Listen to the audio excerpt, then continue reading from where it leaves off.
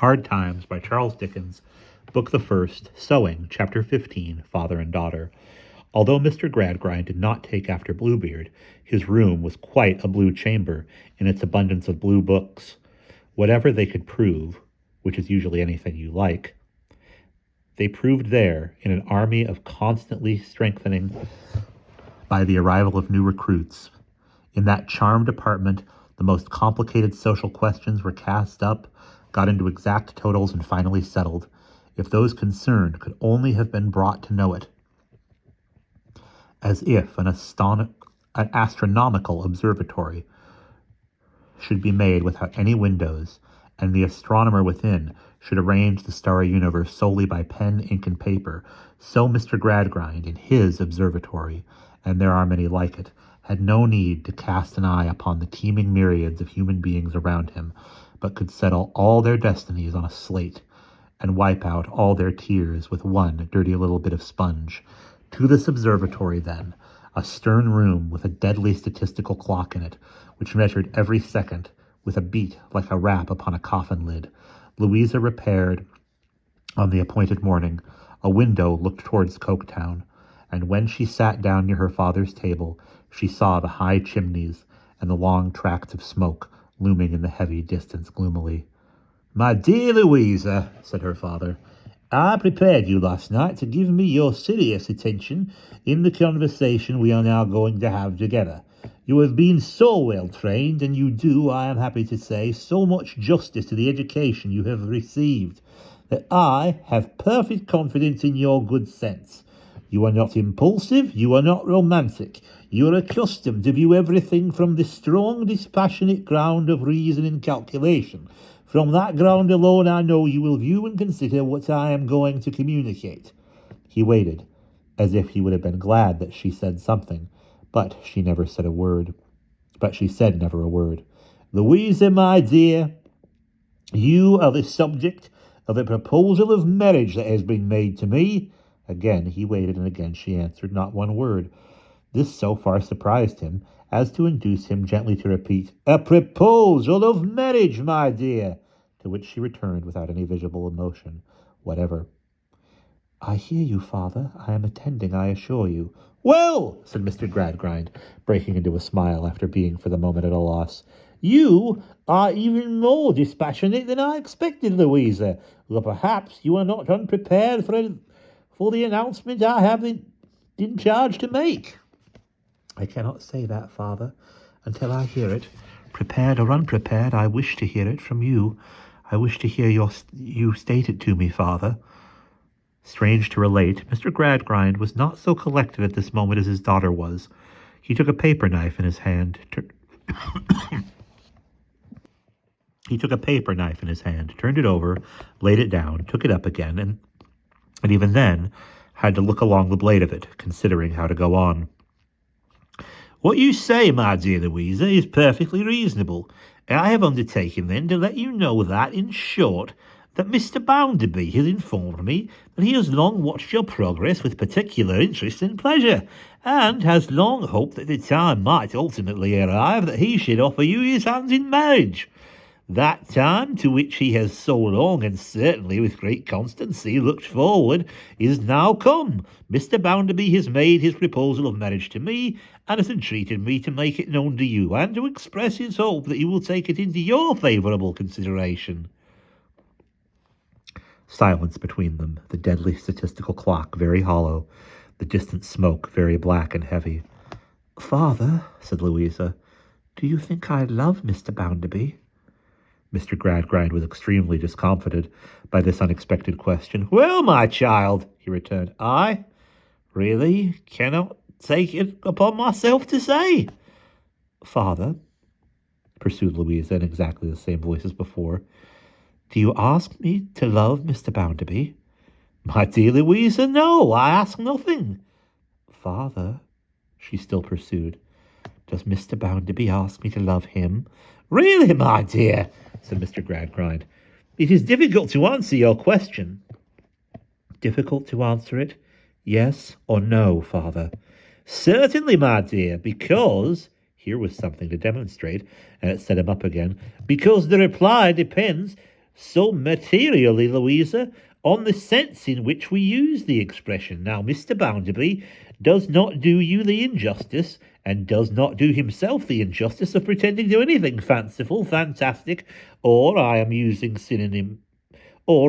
synonymous terms, sentimental. Mr. Bounderby would have seen you grow up under his eyes to very little purpose if he could so far forget what is due to your good sense, not to say to his, as to address you from any such ground. Therefore, perhaps the expression itself, I merely suggest this to you, my dear, may be a little misplaced. What would you advise me to use in its stead, father?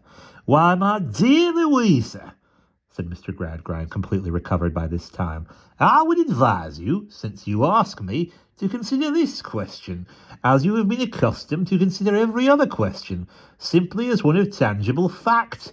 The ignorant and the giddy may embellish such subjects with irrelevant fancies and other absurdities that have no existence properly viewed, really no existence, but it is no compliment to you to say that you know better. Now, what are the facts of the case? You are, we will say in round numbers, 20 years of age. Mr. Bounderby is, we will say in round numbers, 50. There is some disparity in your respective years, but in your means and positions there is none. On the contrary, there is a great suitability. Then the question arises, is this one disparity sufficient to operate as a bar in such a marriage? In considering this question, it is not unimportant to take into account the statistics of marriage so far as they have yet been obtained in England and Wales. I find on reference to the figures that a large proportion of these marriages are contracted between parties of very unequal ages, and that the elder of these contracting parties is, in rather more than 3/4 of these interactions, the bridegroom. It is remarkable, as showing the wide prevalence of this law, that among the natives of the British possessions in India, also in a considerable part of China, and among the Kalmucks of Tartary, the best means of computation yet furnished by us travellers yield similar results. The disparity I have mentioned, therefore, almost ceases to be disparity, and virtually all but disappears. What do you recommend, father? Asked Louisa, her reserved composure not in the least affected by these gratifying results. That I should substitute for the term I used just now for the misplaced expression. Louisa, returned her father, it appears to me that nothing can be plainer. Confining yourself rigidly to fact, the question of fact you state to yourself is, does Mr. Bounderby ask me to marry him? Yes, he does. The sole remaining question then is, shall I marry him? I think nothing can be plainer than that. Shall I marry him? Repeated Louisa with great deliberation. Precisely. And it is satisfactory to me, as your father, my dear Louisa, to know that you do not come to the consideration of that question with the previous habits of mind and habits of life that belong to many young women. No, father, she returned, I do not. I now leave you to judge for yourself, said Mr. Gradgrind. I have stated the case as such cases are usually stated among practical minds. I have stated it as the case of your mother and myself was stated in its time. The rest, my dear Louisa, is for you to decide. From the beginning, she had sat looking at him fixedly, as he now leaned back in his chair and bent his deep-set eyes upon her in his turn.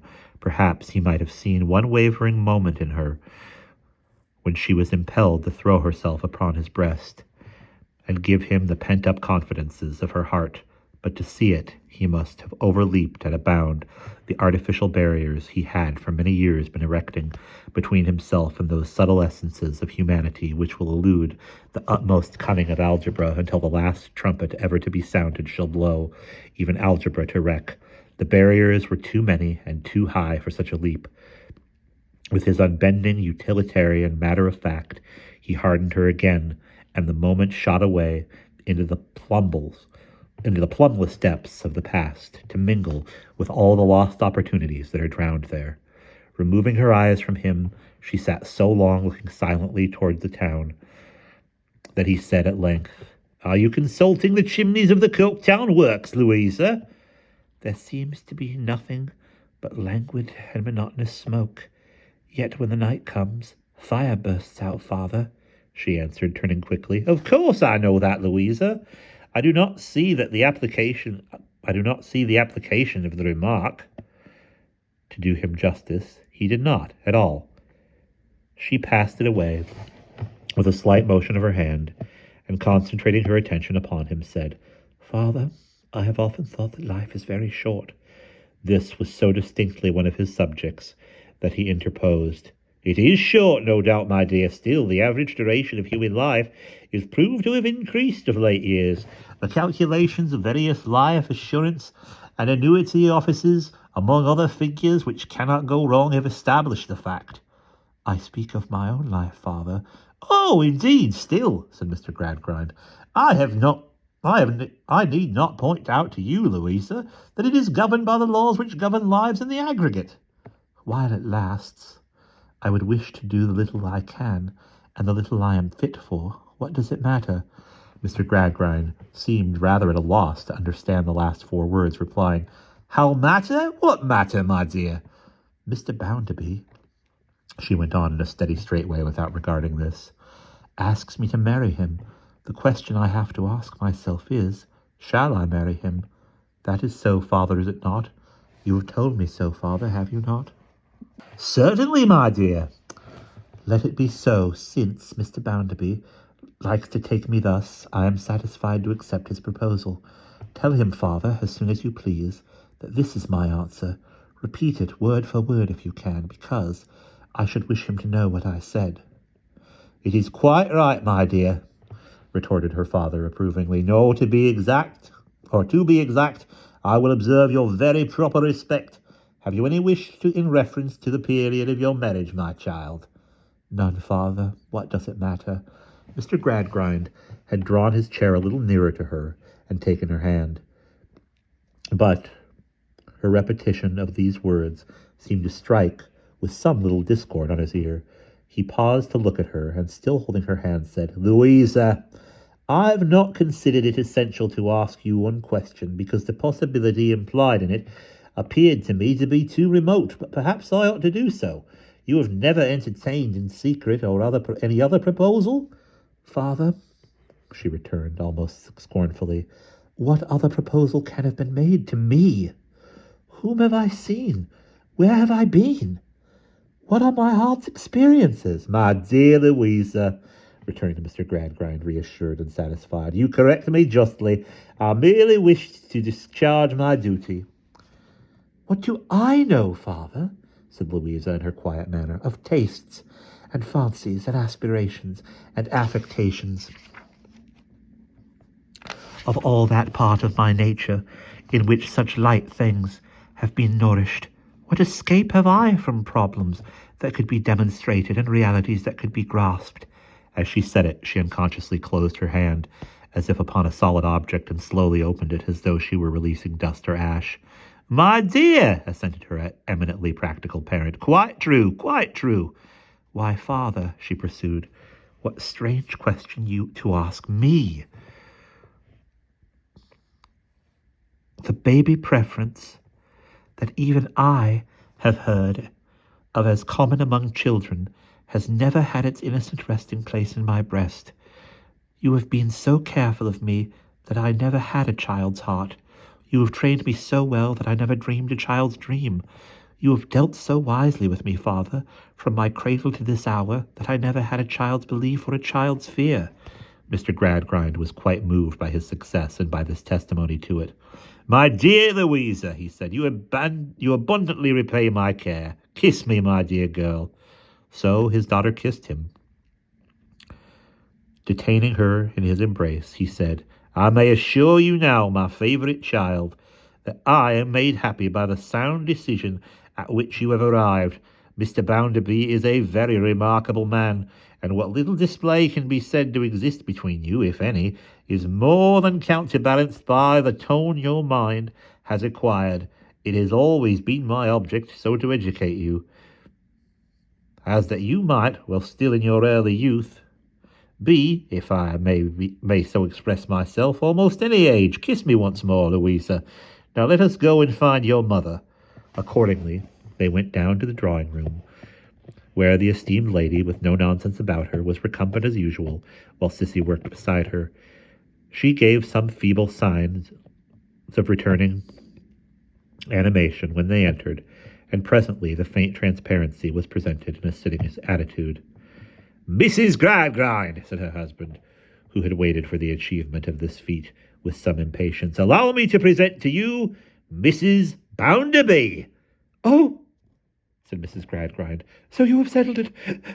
Well, I'm sure I hope your health may be good, Louisa, for if your head begins to split as soon as you are married, which was the case with mine, I cannot consider that you are to be envied, though I have no doubt you think you are, as all girls do. However, I give you joy, my dear, and I hope you may now turn all urological studies to good account. I am sure I do. I must give you a kiss of congratulation, Louisa, but don't touch my right shoulder. There's something running down it all day. For there's something running down it all day long. And now you see, whispered Mrs. Gradgrind, adjusting her shawls after the affectionate ceremony, I shall be worrying myself morning, noon, and night to know what I am to call him. "Mrs. Gradgrind," said her husband, solemnly, "what do you mean?" "Whatever am I to call him, Mr. Gradgrind, when he is married to Louisa? I must call him something. It's impossible," said Mrs. Gradgrind, with a mingled sense of politeness and injury, "to be constantly addressing him and never giving him a name. I cannot call him Josiah, for the name is insupportable to me. Your worship would hear of Joe, you very well know. Am I to call my own son-in-law Mr.? Not, I believe, unless the time has arrived when, as an invalid, I am to be trampled upon by my relations. Then what am I to call him?" Nobody present having any suggestion to offer in the remarkable emergency, Mrs. Gradgrind departed this life for the time being, after delivering the following codicil to her remarks already executed. "As to the wedding, all I ask, Louisa, is, and I ask with the fluttering of my chest, which actually extends to the soles of my feet, that it may take place soon. Otherwise, I know it is one of those subjects I shall never hear the last of." When Mr. Gradgrind had presented Mrs. Bounderby, Sissy had suddenly turned her head and looked in wonder, in pity, in sorrow, in doubt, in a multitude of emotions toward Louisa. Louisa had known it and seen it without looking at her. From that moment she was impassive, proud, and cold, held Sissy at a distance, and changed to her altogether. And that is the end of chapter 15.